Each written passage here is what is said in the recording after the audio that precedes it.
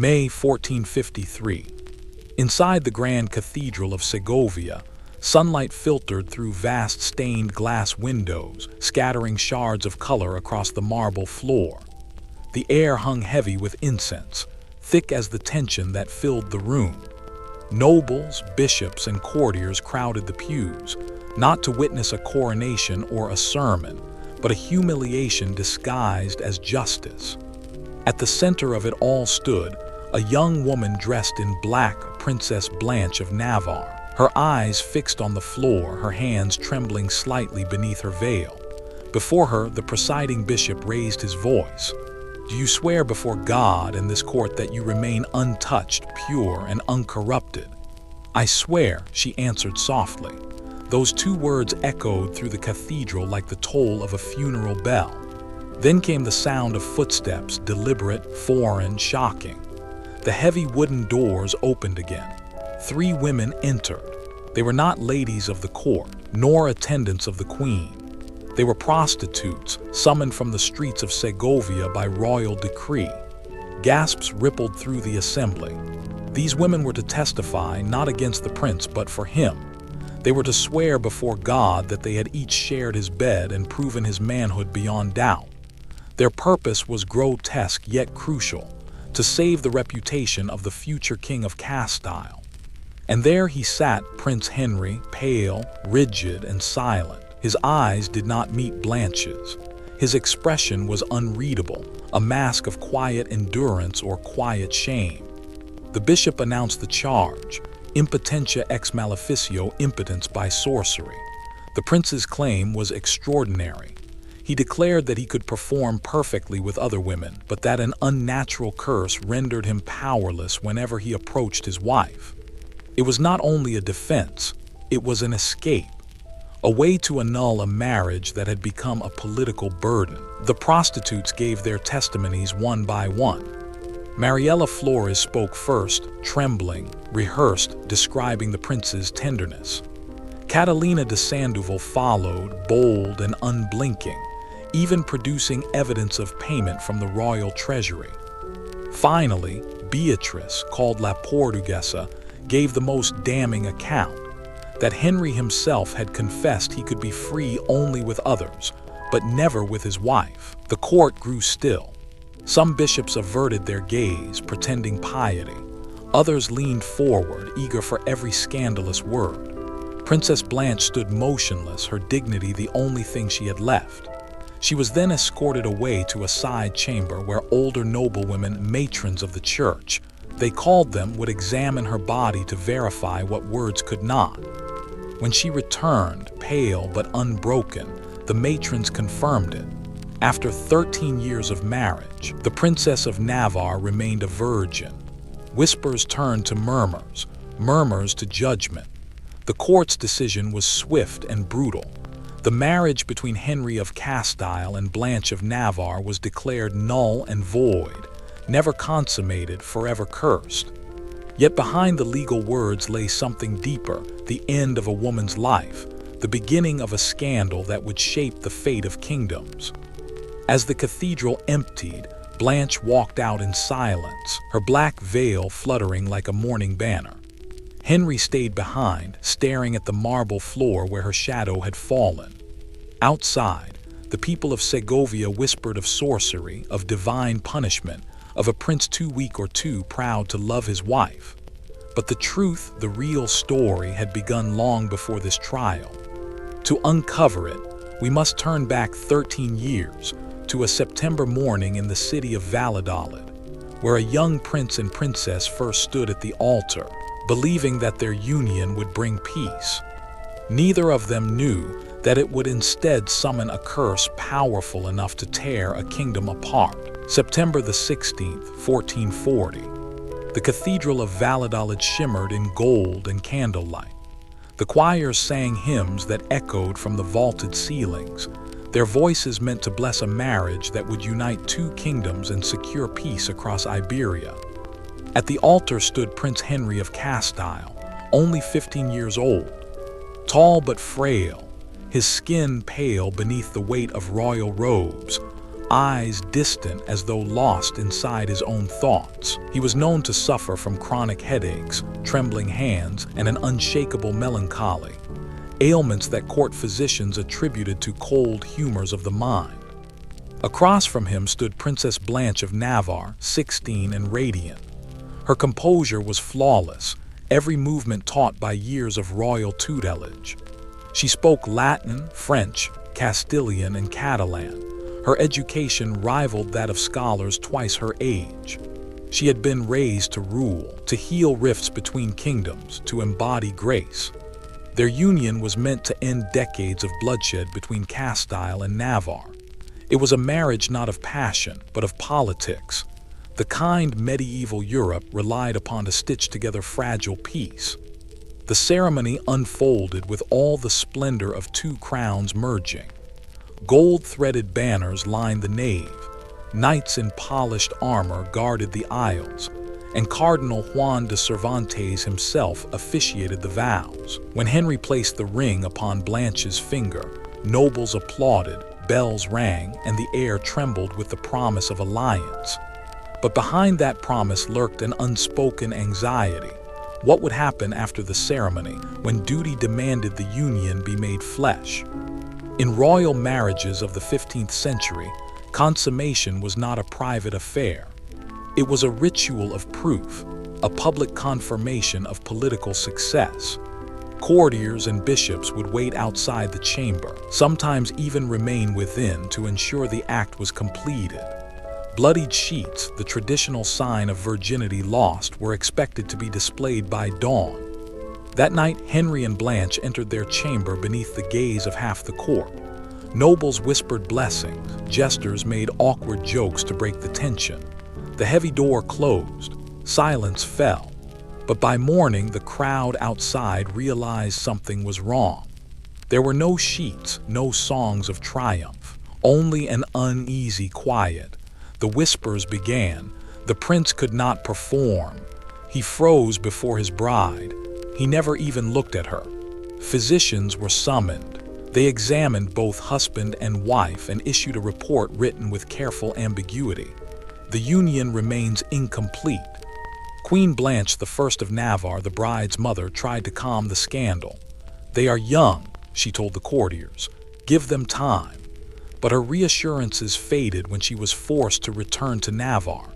Within a year, she was dead, some said by poison, though no proof was ever found. Her daughter remained in Castile, alone, surrounded by suspicion, married to a man who would not touch her.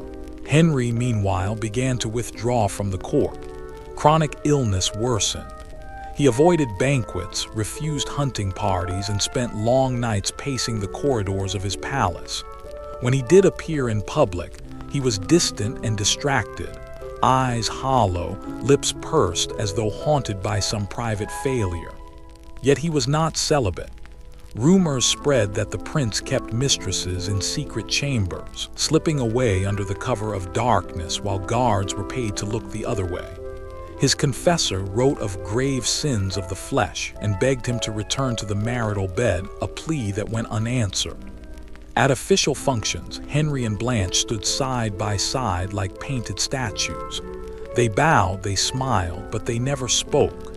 It was as if an invisible wall had been built between them. Still, the court clung to hope. If the union could be consummated, peace between Castile and Navarre would hold. But as the years passed, hope turned to mockery.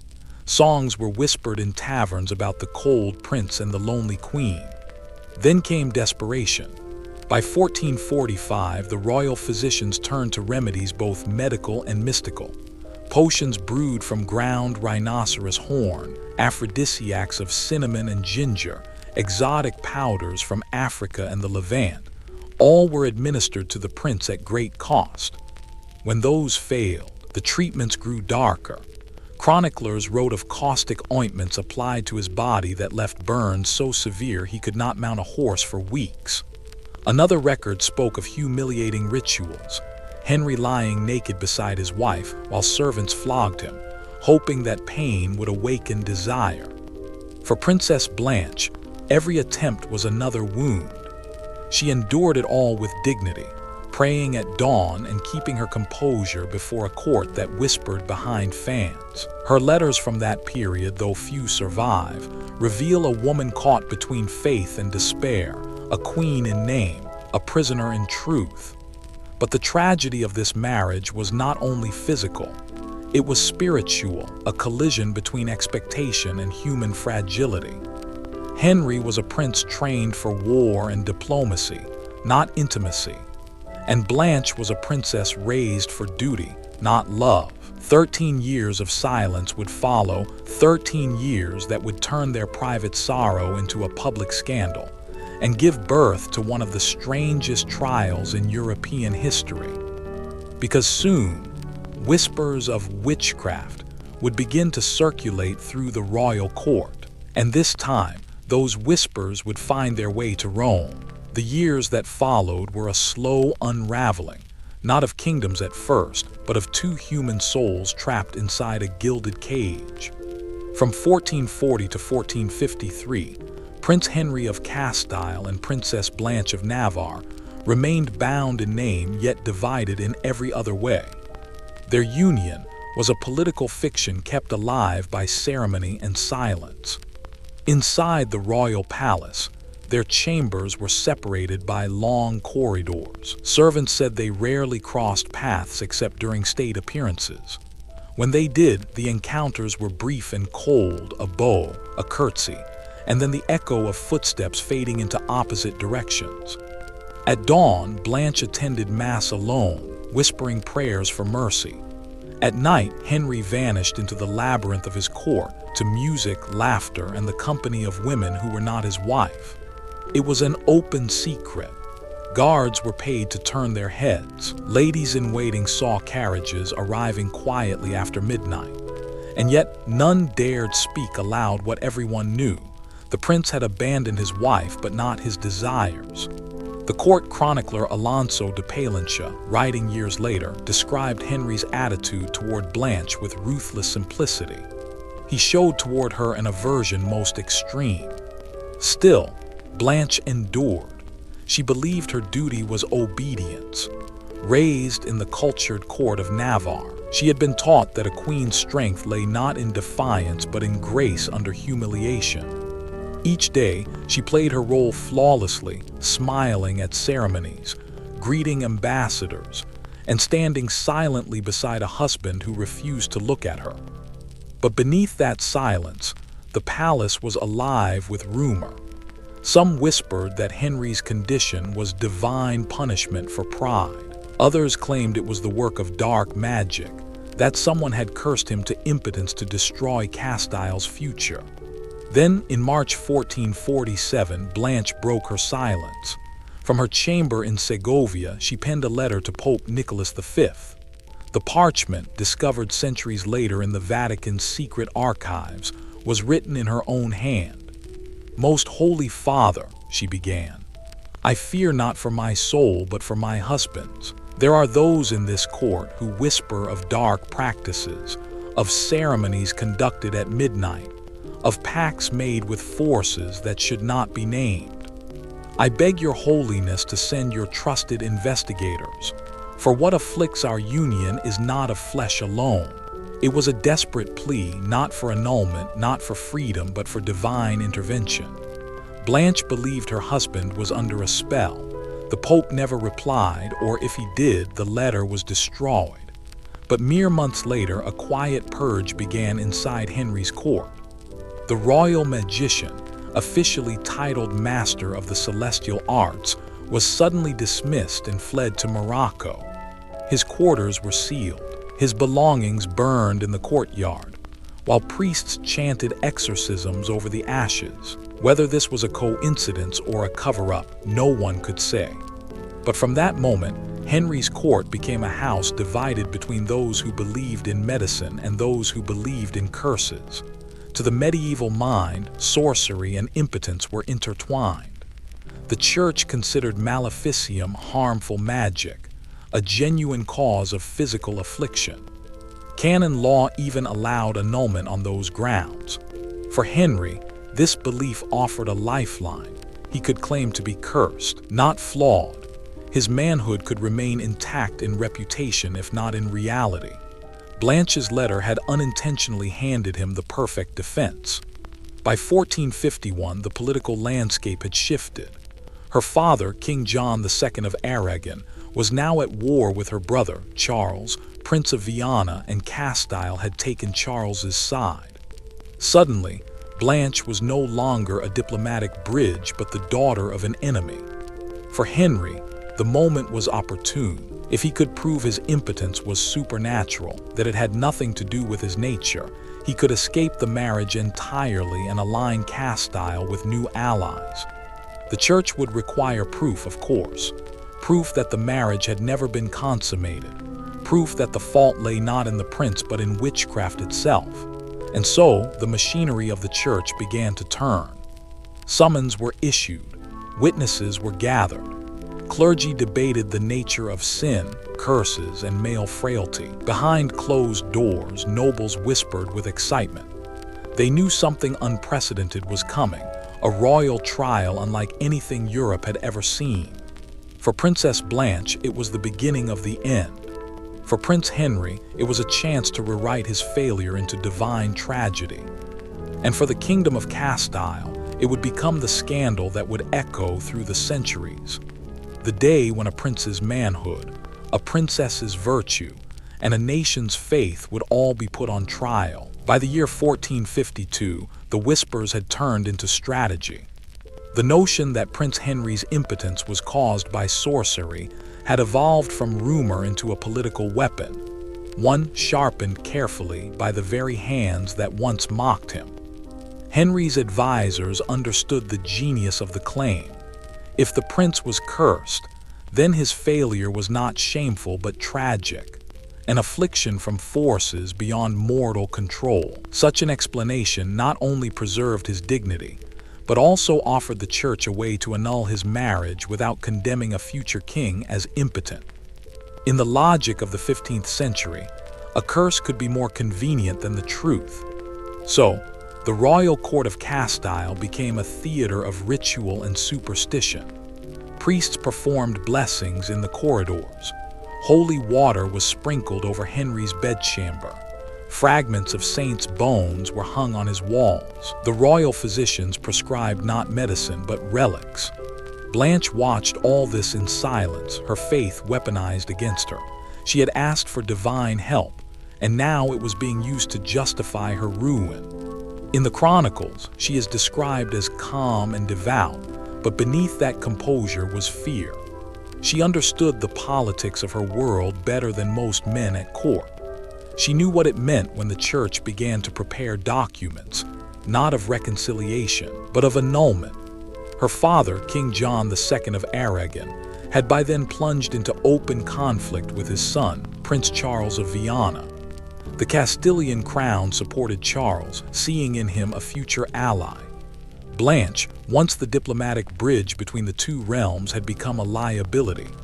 And so, as alliances shifted and banners changed, a quiet consensus formed among Castile's clergy and nobles. Blanche had to be removed. In January 1453, Prince Henry formally petitioned for annulment. The reason? Non-consummation due to maleficium, the presence of a spell preventing the natural union of marriage. The church agreed to hear the case. The venue, the Cathedral of Segovia. The presiding authority, Bishop Luis Vázquez de Acuña, a man whose loyalty to Henry was absolute. The preparations for the trial were meticulous. Witnesses were chosen not for truth, but for obedience. Documents were drafted to prove that the marriage had never been consummated. And behind closed doors, whispers promised a spectacle, something so sensational it would silence all doubt. By spring, Segovia was transformed. Inns overflowed with nobles and scholars, clerics and spies. Merchants sold pamphlets predicting the verdict before it was even spoken. People came from miles away, drawn by morbid curiosity. After all, it was not every day that a prince's manhood would be debated before the altar. Blanche arrived first. She traveled quietly from her residence in Valladolid, wearing plain black garments that spoke of dignity rather than defiance. Chroniclers wrote that she walked into the cathedral as though to her execution. Henry followed days later, his entourage twice the size of hers. He appeared pale but serene, a man rehearsed in martyrdom. His eyes betrayed neither shame nor triumph, only exhaustion. Before the trial began, priests held a special mass invoking Saint Cyprian, protector against witchcraft. The irony was cruel. They prayed for deliverance from the very curse that Henry claimed to suffer from, a curse that Blanche supposedly carried as his wife. Inside the court, the language was clinical. The bishop asked questions about the body, desire, and holy union, as though anatomy could be cross-examined. But beneath the Latin phrases and solemn oaths, it was clear that the verdict had been decided long before the hearing. For all its piety, this was a performance, and its actors were about to take the stage. One by one, witnesses were called: courtiers, servants, physicians, each confirming what everyone already knew, that the marriage between Henry and Blanche had never been consummated. Some spoke of the prince's melancholy. Others hinted at unnatural forces that turned his affection to fear whenever he approached his wife. The audience hung on every word. To them, this was both scandal and scripture, proof that even kings could be victims of curses, that sin could infect bloodlines as easily as disease. But the true climax of the trial was yet to come. Henry had one final argument, a demonstration so audacious that even his enemies could not ignore it. He would prove his manhood not through words, but through witnesses who had known him intimately. And so, on a warm morning in May 1453, the doors of the Cathedral of Segovia opened once more. The crowd gasped. 3 women entered. Not queens, not courtiers, or prostitutes from the streets of the city, summoned to testify in the prince's defense. It was the moment that would make history. The trial of a curse was about to become the trial of a man. May the 3rd, 1453. The Cathedral of Segovia was transformed into a stage, one where faith, desire, and humiliation would intertwine beneath the eyes of God. Princess Blanche of Navarre entered first. 29 years old now, her beauty subdued by years of restraint and sorrow. She wore a plain black gown, no jewels, no crown, only dignity. Chroniclers said the hush that fell over the courtroom when she appeared was not born of reverence, but pity. The bishop rose. "Do you swear before God and these witnesses that you remain untouched by man since your wedding night?" "I swear." Those 2 words sealed her fate. She was then led away into a side chamber where 5 elderly noblewomen, matrons of the court, chosen for their virtue and experience, waited to perform what the record called an examination of purity. No man could enter. No one spoke of what they saw. When Blanche returned, her face was pale but unbroken. The matrons confirmed their findings to the bishop. After 13 years of marriage, the Princess of Navarre still bore the signs of virginity. The court stirred. Some gasped. Others crossed themselves in disbelief. Then came Henry's turn. But instead of answering questions, the prince had arranged something far more sensational. The heavy cathedral doors swung open, and into the sacred space stepped 3 women, not noble women, but prostitutes. Their names, recorded in the court ledger, would echo through history. Mariela Flores, Catalina de Sandoval, and Beatrice, called La Portuguesa. They curtsied awkwardly before the bishop. Around them, the noble audience stiffened with outrage and fascination. For the first time in Europe's recorded history, women of the streets were summoned to defend a prince before the church. Each testified separately. Mariela spoke first, describing her encounters with the prince in language that made the scribes blush. She spoke of the times, the places, the strength of his body, even of a birthmark on his thigh that only an intimate would know. Catalina followed, calm and unflinching. She produced receipts, actual records of payment from the royal treasury for services rendered to the household of the prince. The implication was clear. The crown had financed the very proof of its heir's virility. Finally came Beatrice. Her voice trembled, but her words cut deepest. "The prince told me," she said, "that he feels free with any woman, any but his wife. That when he approaches her, it is as though chains of iron bind his body and soul." The court was silent. The echo of her words lingered like smoke. The bishop leaned forward, his expression grave. "And you swear this before God?" "I do." To a modern mind, it might seem absurd, but in that moment, before that audience, it was devastatingly effective. The conclusion was irresistible. If Henry could perform with others but not with Blanche, the cause could not be physical. It must be supernatural. A royal physician, Dr. Fernan Perez de Guzman, too ill to attend, had sent a sealed letter, which was read aloud by Íñigo López de Mendoza, the Marquis of Santillana, one of the most respected nobles in Castile. The letter described Henry's condition in chilling detail.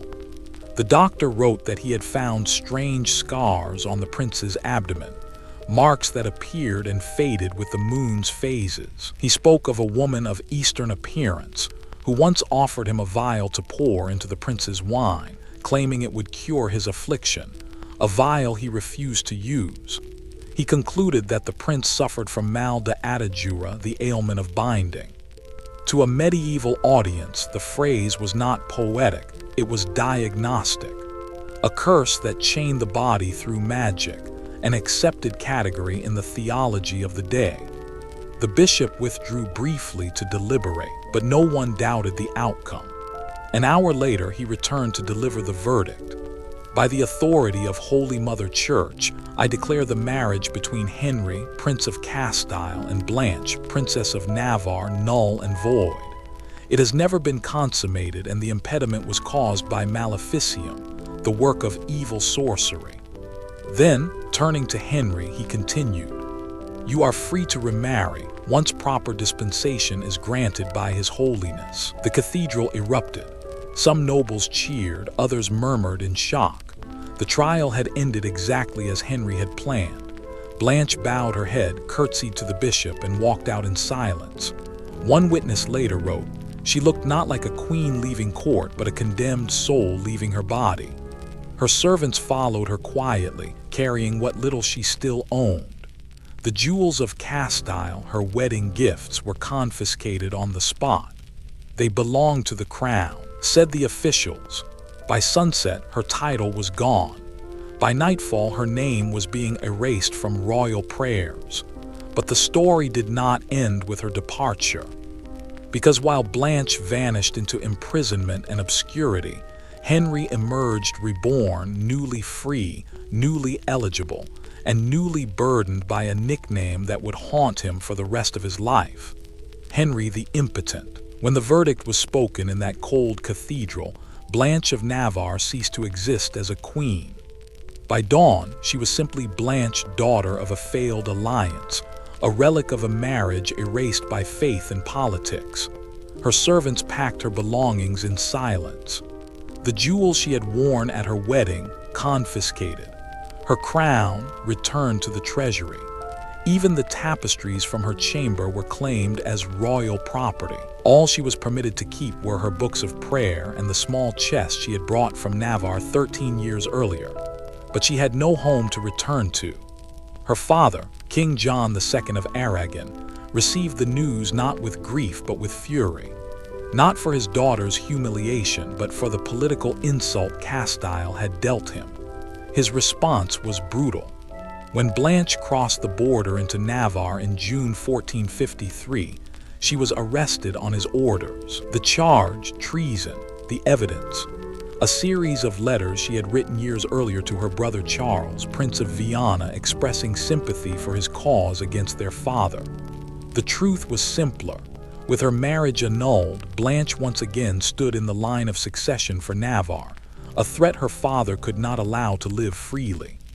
She was imprisoned in Alite Castle, the same palace where she had played as a child. From her cell window, she could see the gardens where she once chased butterflies, the chapel where her mother had prayed. The familiarity made the cruelty sharper. For the next decade, Blanche lived as a ghost. Guards reported she spent her days reading psalms and writing letters that no one ever answered. Her only company was silence, the same silence that had defined her marriage. Meanwhile, back in Castile, her former husband's life moved forward with ruthless efficiency. By 1454, Henry was King Henry IV of Castile. Courtiers whispered the same old jokes: a king in title, a man in name only, but power has its own gravity, and Henry used it to bury his past. He began negotiations for a new marriage, this time with Princess Joan of Portugal, sister to King Afonso V. The Portuguese court, fully aware of Henry's scandal, demanded extraordinary terms. If the marriage produced no heir, Joan would keep her dowry and her lands. If witchcraft were ever alleged again, Portuguese physicians would take part in the investigation. It was, in all but words, a contract of mistrust. The marriage took place in 1455. The wedding was quiet, almost cautious. No grand parades, no witnesses in the bedchamber, just the couple and a single servant outside the door. Whatever happened that night, both declared the union consummated. The court rejoiced, the church blessed it. For a time, it seemed the curse had finally lifted. 7 years passed. No children came. The whispers returned. Henry's enemies mocked him with cruel nicknames: El Impotent, the powerless king. Then, in February 1462, Queen Joan gave birth to a daughter, Princess Joanna. The bells of Segovia rang for days. Henry paraded his infant daughter through the streets, proclaiming her the future of Castile. Nobles swore allegiance, and for the first time in decades, the court exhaled in relief. But the peace did not last. Rumors began to spread, quiet at first, then loud enough to echo through Europe. They said the child was not Henry's, but the daughter of Beltrán de la Cueva, a striking young nobleman recently elevated to the title of Count of Ledesma. Beltrán had risen from obscurity with dizzying speed. He was handsome, charming, ever at the queen's side. Court gossip claimed that Henry himself encouraged their closeness, that he saw in Beltrán the strength he lacked, perhaps even the heir he could never sire. When the child was born, the resemblance was noted, too quickly, too often. Whispers gave her a name that would follow her forever: La Beltranja, Beltrán's little girl. Henry's reaction only deepened suspicion. Instead of punishing the rumors, he rewarded Beltrán, granting him new lands, new titles, and a place of honor beside the throne. It was as if the king was grateful, not betrayed. To the church and the nobility, it was unthinkable. To Henry, perhaps it was mercy or resignation. But politics does not forgive weakness. In 1464, a group of powerful nobles led by Juan Pacheco, once Henry's most loyal ally, turned against him. They demanded proof of Princess Joanna's legitimacy, accusing the queen of adultery and the king of deception. The evidence they presented was devastating. Servants who swore the king and queen never shared a bed. Witnesses who saw Beltrán leaving the queen's chamber at dawn. Even a letter from the Archbishop of Toledo declaring he could not, in conscience, recognize the girl as heir. The pressure was unbearable, and so, in a desperate act of political survival, Henry did what few kings before him had ever done. He disinherited his own daughter. At the Assembly of Burgos in 1464, before the eyes of the nobility, Henry publicly questioned his daughter's paternity. He stripped Joanna of her title as Princess of Castile and named his young half-brother Alfonso as heir instead. For Blanche of Navarre, still imprisoned far away, the news must have reached her like an echo of her own tragedy. Another woman, another queen, another life destroyed by the same man's desperation. But Blanche would not live to see how the story ended. In 1464, The same year, Henry renounced his daughter, Blanche of Navarre, died in captivity at Orthez Castle in the Kingdom of Bayard. The official cause: fever. The truth whispered among courtiers: poison. She was 39 years old. No crown, no husband, no grave that history could mark. Her body was buried quietly, without royal honors, beneath the chapel floor. Centuries later, during the French Revolution, her tomb was destroyed. Today, not even a stone bears her name. And yet, the echoes of her suffering lived on in the wars, the rumors, and the fractured legacy of the man who had once called her his wife. When Henry IV of Castile stripped his own daughter of legitimacy, he set in motion a chain of events that would reshape the destiny of Europe, a transformation born not from conquest or genius, but from scandal, shame, and a broken marriage. The nobles who once swore loyalty now turned against him completely. In June 1465, they staged a spectacle so theatrical it would enter legend: the farce of Avila.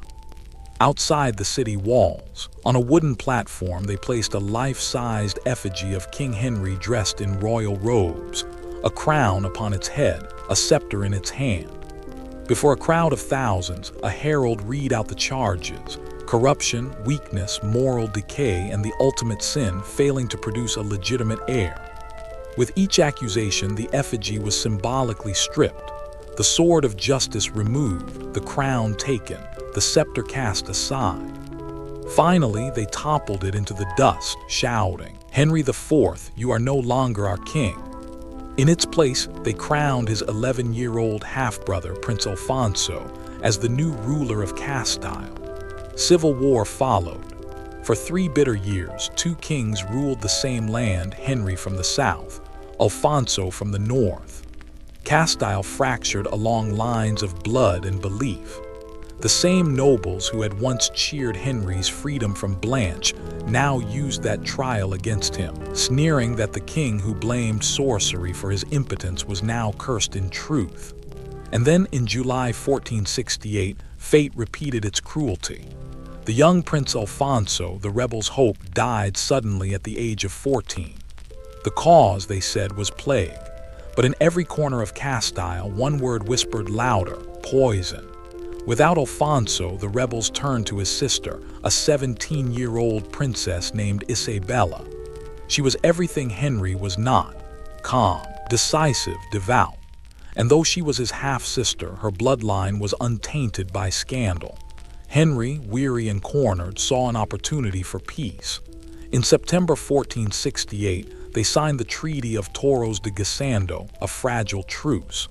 Henry recognized Isabella as his heir on one condition: she would not marry without his consent. It was a promise she would soon break. In secret, Isabella met and fell in love with Prince Ferdinand of Aragon, the son of the very king who had once imprisoned Blanche, the woman Henry had destroyed. History, it seems, has a cruel sense of irony. In October 1469, Isabella and Ferdinand were married in defiance of Henry's wishes. Their union merged 2 crowns, 2 destinies, Castile and Aragon, laying the foundation of what would soon become Spain.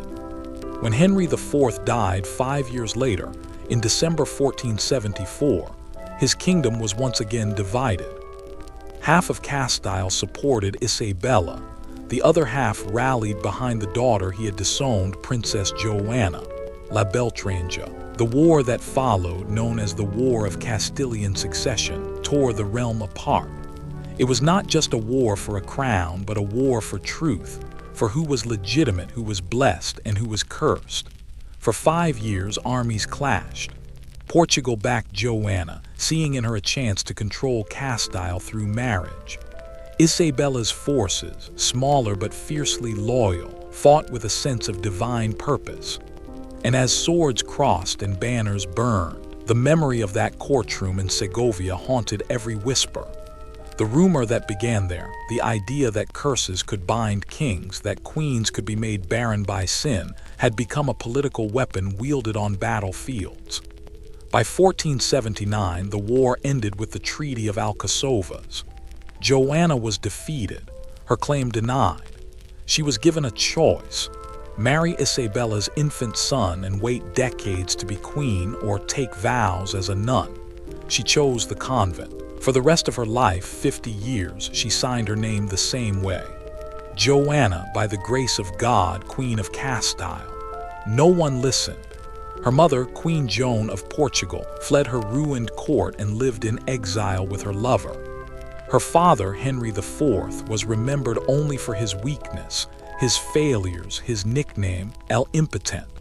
But his story did not end in shame alone, because from the ashes of his humiliation rose the reign of Isabella and Ferdinand, the Catholic monarchs. Their union, born from rebellion, would reshape the world. They would expel the Moors from Granada, unify the Iberian Peninsula, and sponsor a voyage across an uncharted ocean, Christopher Columbus's journey to the New World. The Spanish Empire, vast, ruthless, magnificent, was built on the fragile bones of a failed marriage. All because, one September night in 1440, a frightened prince could not do what the world expected of him. History calls Henry the Impotent, but perhaps his truest failing was not of the flesh, but of courage. He was a man who allowed others to define his worth, a king who sought salvation through lies, and a husband who condemned an innocent woman to ruin to save his pride. And Blanche of Navarre, the forgotten queen, remains the story's quiet heart. In one of her final letters, smuggled from her cell before her death, she wrote, "They have taken my crown, my freedom, my dignity, but they have not taken my truth. I was a faithful wife to a faithless husband, a loyal daughter to a treacherous father, a true queen to a kingdom that rejected me. History will remember their lies, but God knows my truth." She was right. History did remember their lies, but through those lies, it revealed the truth of a world where power was built not only on blood and war, but on the fragile, devastating politics of love.